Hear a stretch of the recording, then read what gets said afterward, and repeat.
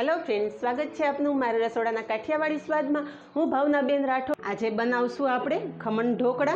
ध्यान में राखवानी बधी ज नानी नानी टिप्स साथे आपणे खमण ढोकळा बनावशुं। तो विडियो पूरेपूरो जोजो अने विडियो पसंद आवे तो विडियो ने लाइक, शेर अने सब्सक्राइब करी पासे रहेलुं बेल प्रेस करो, जेथी आवनारा नवा विडियो सौथी पहेला आपने मळे।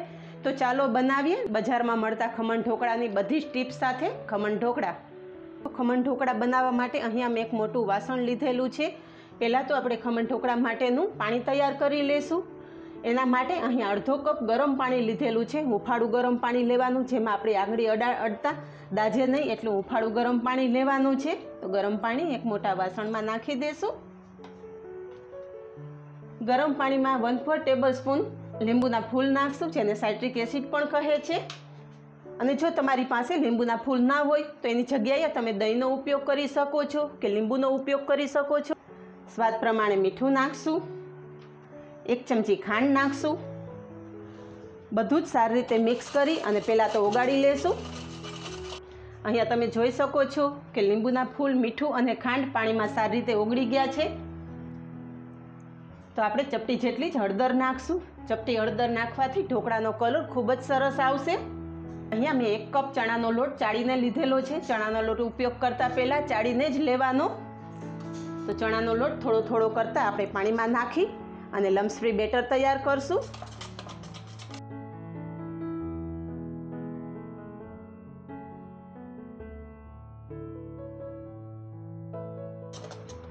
अहींया तमे जोई शको छो कि आपणुं एकदम सरस लम्स फ्री बेटर तैयार थई गयुं छे।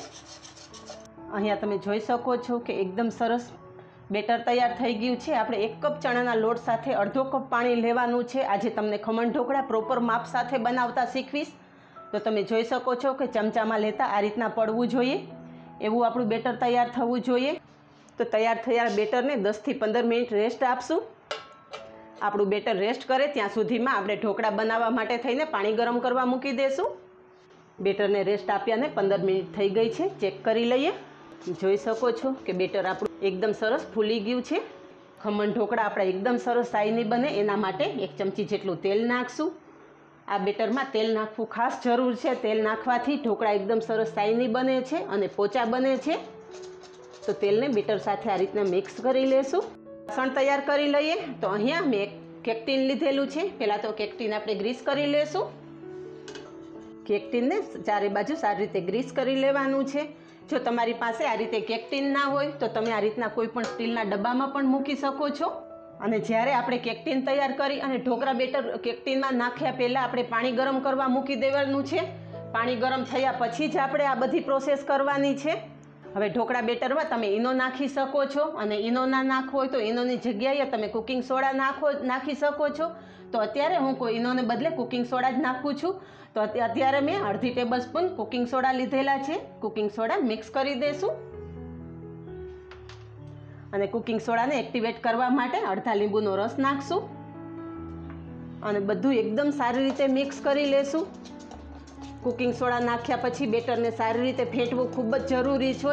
જેટલું તમે ફેંટશો એટલું જ એર બબલ્સ ભરાશે અને તમારા ઢોકળા એકદમ સરસ ફ્લફી બનશે।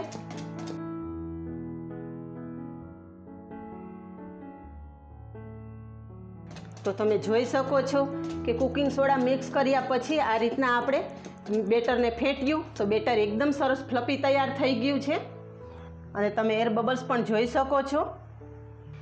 હવે બિલકુલ વાર કર્યા વગર આપણે તૈયાર થયેલું બેટર કેક ટીનમાં મિક્સ નાખી દેશું। અહીંયા ગેસ ઉપર સરસ પાણી ગરમ તૈયાર થઈ ગયું છે। એક રીંગ રાખશું અને તૈયાર થયેલું બેટર જે ડબ્બામાં આપણે નાખેલું છે એ નાખી અને તરત જ ઢાંકણ ઢાંકી દેશું। આ પ્રોસેસ ખાસ જરૂરી છે। ક્યારેય પણ ઠંડુ પાણી હોય ત્યારે ઢોકળા સ્ટીમ કરવા નહીં મૂકવાના। પાણી એકદમ સરસ ઉકળે પછી જ આપણે ઢોકળા સ્ટીમ કરવા મૂકવાના છે। આવી નાની નાની બાબત ધ્યાનમાં રાખશો તો તમારા ઢોકળા પણ એકદમ સરસ ફ્લફી અને પોચા જાળીદાર બનશે। ઢોકળાને સ્ટીમ કરવા મૂક્યાને 15 થી 20 મિનિટ થઈ ગઈ છે। ઢોકળા ચેક કરી લઈએ।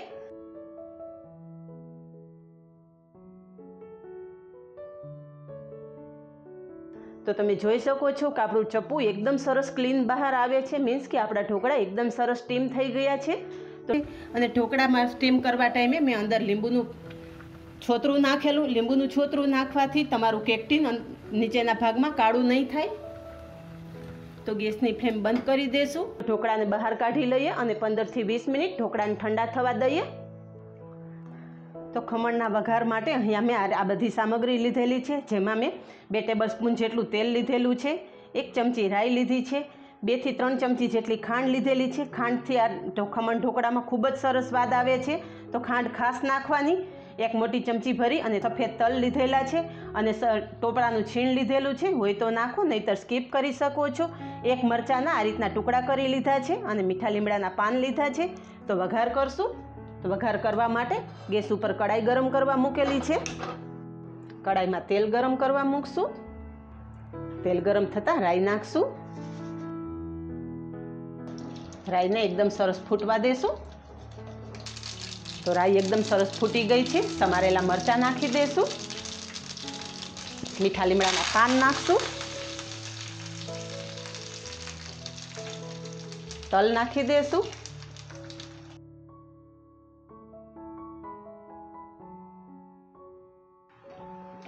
અને વઘારમાં આપણે અડધા કપ જેટલું પાણી નાખશું. પાણી નાખ્યા પછી ખાંડ નાખી દઈશું. ખાંડને વઘારમાં આપણે સારી રીતે ઉગાડી લઈશું.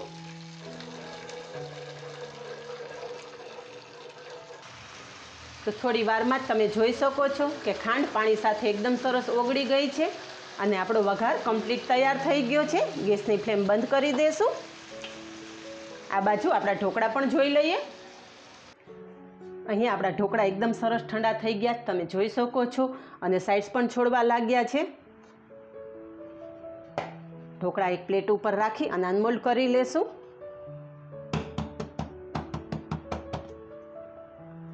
તો તમે જોઈ શકો છો કે આપણા ઢોકળા એકદમ સરસ પ્લેટમાં ડબ્બામાંથી અલગ થઈ ગયા છે અને ડબ્બો પણ આપણો એકદમ સરસ ક્લીન બહાર આવ્યો છે.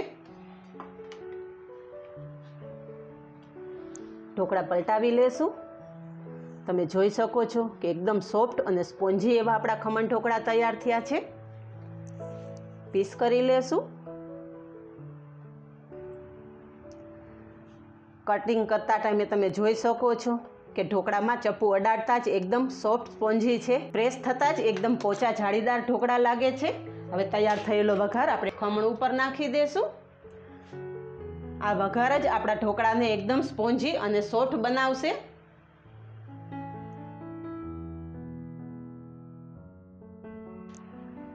ખમણ તમે જોઈ શકો છો કે એકદમ જાળીદાર અને એકદમ સરસ પોચા ખમણ ઢોકળા તૈયાર થયા છે. તો તમે જોઈ શકો છો કે એકદમ પોચા અને જાળીદાર આપણા ખમણ ઢોકળા તૈયાર થયેલા છે. ગમે એટલા પ્રેસ કરીએ તો એ પાછા એની મૂળ સ્થિતિમાં આવી જાય છે. તો તૈયાર છે સોફ્ટ અને સ્પોન્જી એવા ખમણ ઢોકળા. આ ઢોકળા બનાવવા ટાઈમે થોડી વાત તમે ધ્યાનમાં રાખશો તો તમારા ઢોકળા પણ આવા એકદમ સોફ્ટ અને સ્પોન્જી બનશે. જેટલો તમે લોટ લ્યો છો એના કરતાં અડધું પાણી લેવાનું છે અને પાણી આપણે ઉફાળું ગરમ લેવાનું છે. અને એમાં આપણે પહેલાં તો મીઠું, લીંબુના ફૂલ, ખાંડ બધું ઓગાળી અને પછી આપણે લોટનું મિશ્રણ તૈયાર કરવાનું છે. આવી નાની નાની બાબત જો તમે ધ્યાનમાં રાખી અને ખમણ તૈયાર કરશો તો તમારા ખમણ ઢોકળા પણ એકદમ સોફ્ટ, સ્પોન્જી અને બજાર જેવા જ બનશે. તો આ જ રીતે બનાવો અને કમેન્ટમાં જણાવો કે આપને આ સ્પેશિયલ ખમણ ઢોકળાની રેસીપી કેવી લાગી. આજે બસ આટલું જ. મળીએ નેક્સ્ટ વિડીયોમાં. ત્યાં સુધી બાય. Thank you. તારો હાથ દેખાય છે એમ રાઈટમાં ને, લે ને હું કરું.